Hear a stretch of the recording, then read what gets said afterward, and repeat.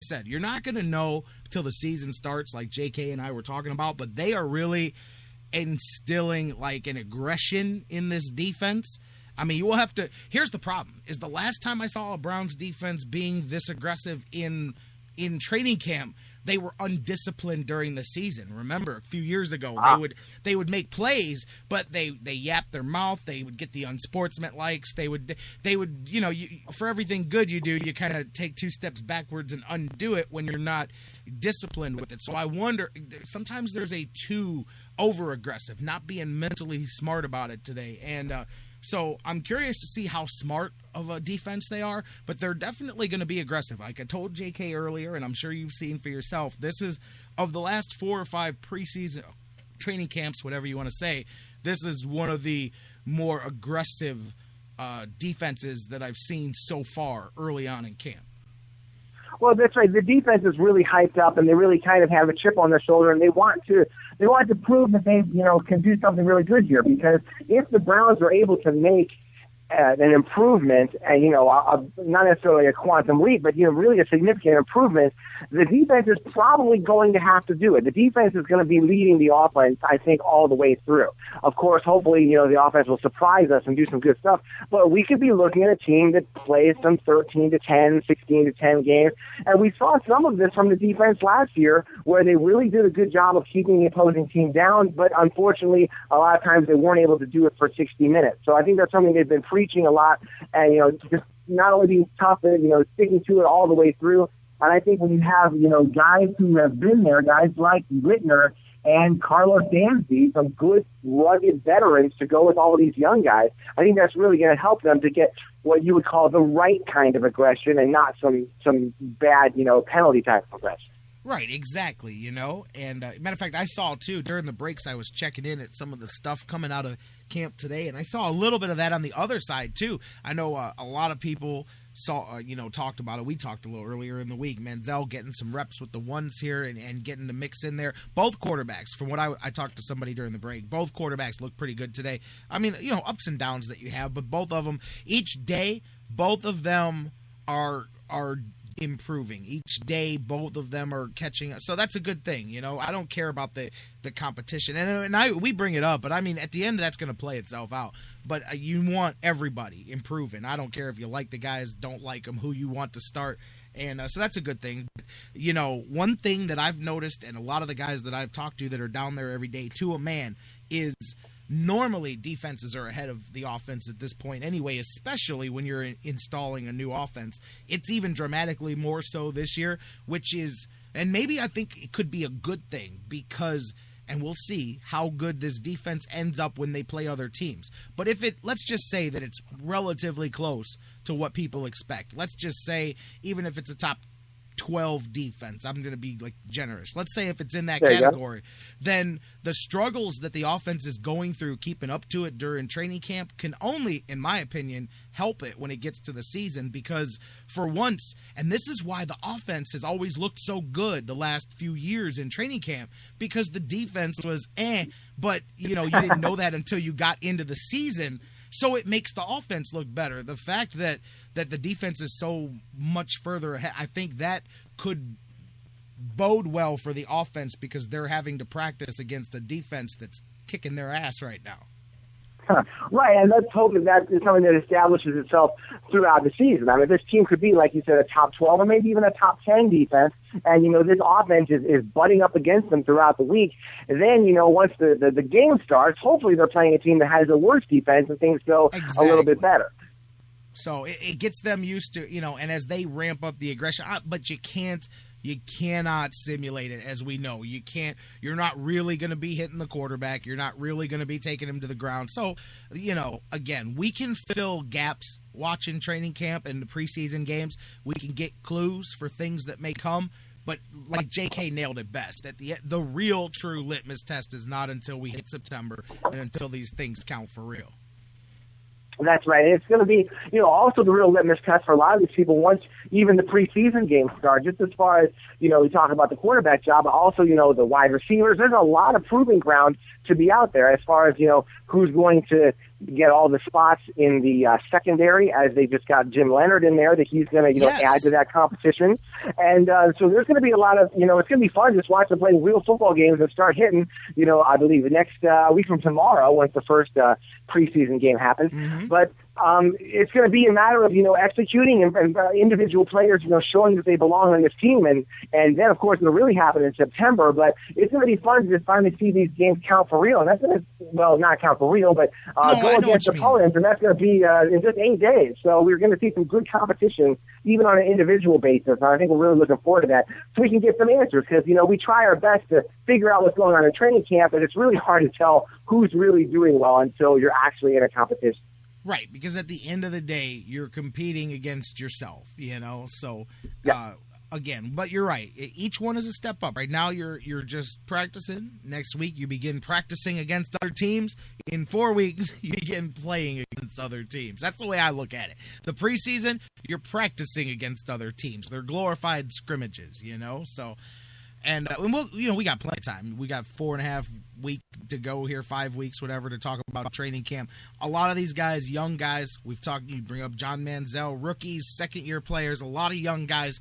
Obviously, the goal is the back end of the career to go to the Hall of Fame. That's the other big thing happening, and it makes Northeast Ohio and Akron and Canton the center. And you know what? Hey, don't think that this was not all kind of a choreographed thing by the Browns choosing Akron, because that puts you dead set in the middle of where everything's at with the Hall of Fame, the Hall of Fame game, the class. And look at some of the guys. Obviously you aim to be a Hall of Famer when it's done. We talked about Andre Reed earlier this week. He made some friends here in Cleveland with what he said, but he was just being honest, the way a lot of veterans look at rookies, no matter what your name is. But Aeneas Williams, Claude Humphrey, Derek Brooks, Ray Guy, Walter Jones, Michael Strahan, the class of 2014 going into the Hall of Fame. Just like baseball recently, I love the Hall of Fame weekends for all the sports, seeing the greats be honored and get their place with the best of what they do.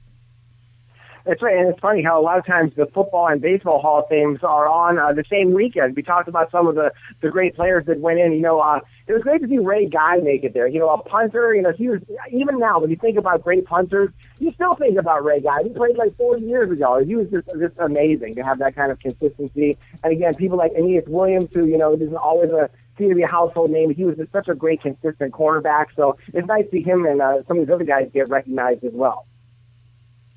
You're listening to the Sports Fix on the Sports Fix Radio Network. Jeff Gorman, J-Rock. We're talking some Browns here as they're on the weekend of the Hall of Fame and training camp and all of that, man. And just looking at those guys, too. Like, I grew up on Andre Reed and at Buffalo Bills. I mean, he wasn't the only one, but I mean, that was my heyday when they were going to the Super Bowls and all of that. And, I still say, whether we're talking about Reed or Jim Kelly, any of them, I say that Buffalo team will never get its just due from people that aren't like real insiders into the sport. Because, I mean, yeah, they didn't win the game, but I mean, who has a run like that, especially in the modern game when it's equipped to prevent those kind of things from happening?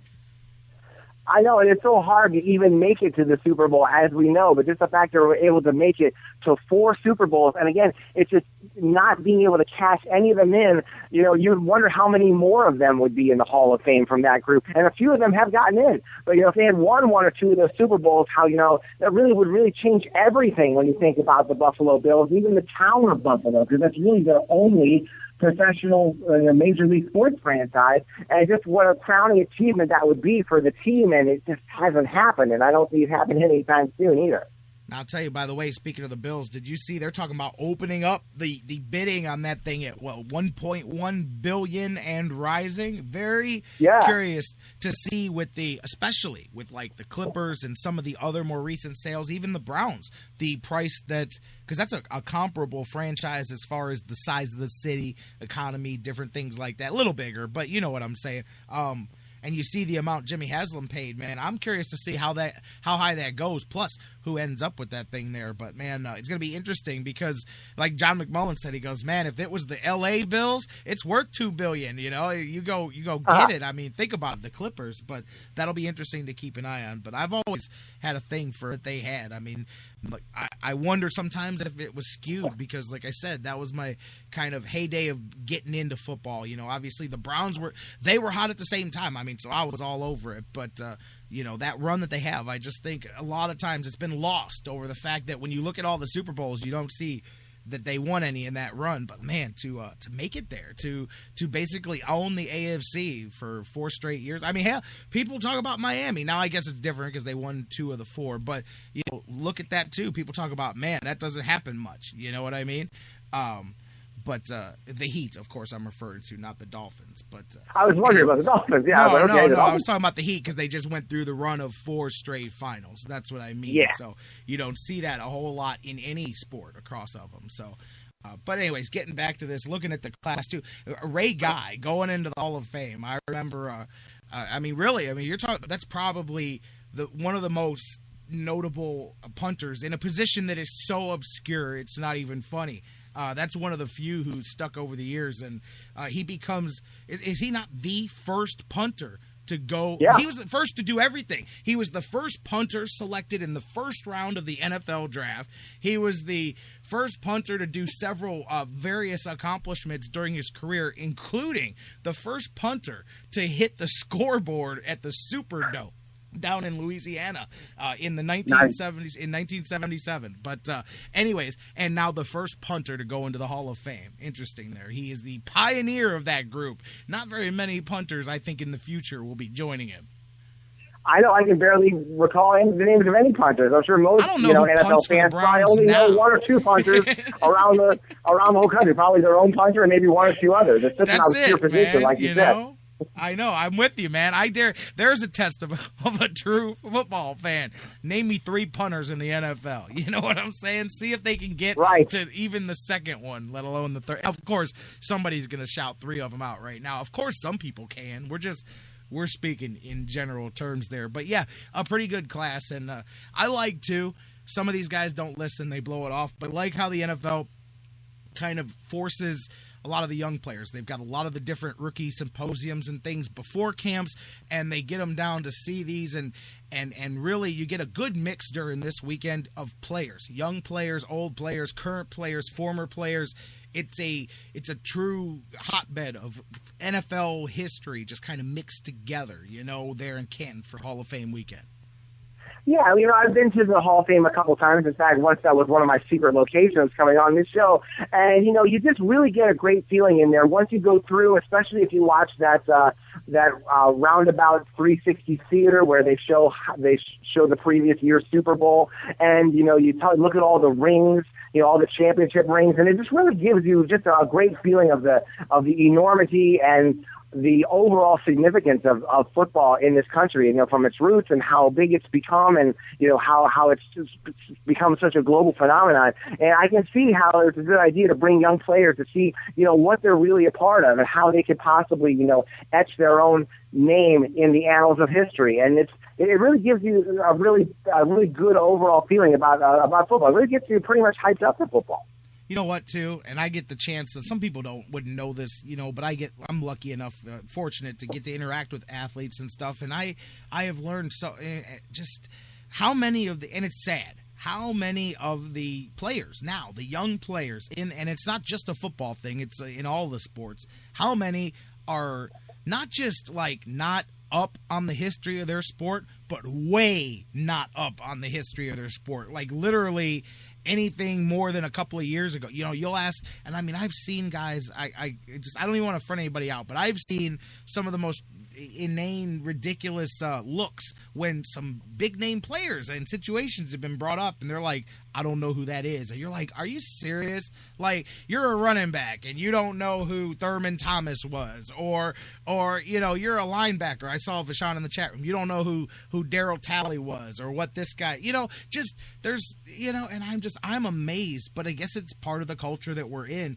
And that's why the ones that do stick out so much more, the ones that know the history. And I'm not saying you live in the history books, but, you know, you've got to know, you know, from where you came. It shows you where you're going, and just respecting the history. Plus, not just knowing it, respecting who paved the way for you. You know what I mean? Who put in the work for you to be able to do what you do, to be able to be in the spotlight that you are, the people that laid the path so, you know, they made less money and had less benefits and went on strike or whatever. I'm just throwing stuff out there so that you don't have to, so that you get a day